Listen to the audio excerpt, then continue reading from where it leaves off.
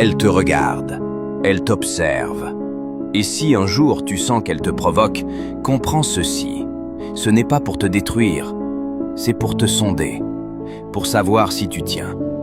Une femme teste un homme quand elle commence à le voir autrement, quand elle imagine peut-être un futur, mais veut vérifier si ce futur repose sur du sable ou sur du roc.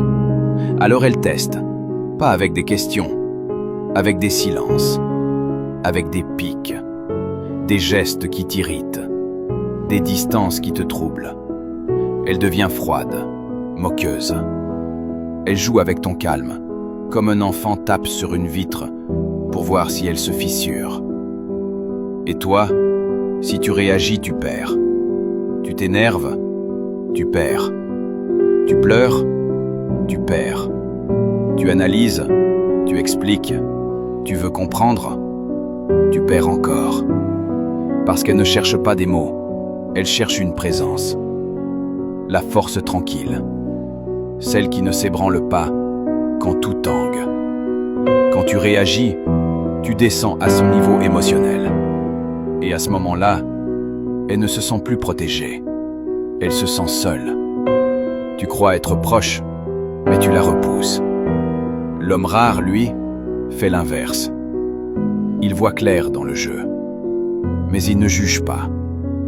Il ressent, il observe, il reste droit. Quand elle teste, il sourit, il garde le silence, il continue sa route, sans s'excuser d'être ce qu'il est. Il ne s'efface pas, il s'ancre. Et là, elle se tait, elle observe, elle doute, et surtout, elle ressent. Parce qu'en cet instant précis, elle comprend.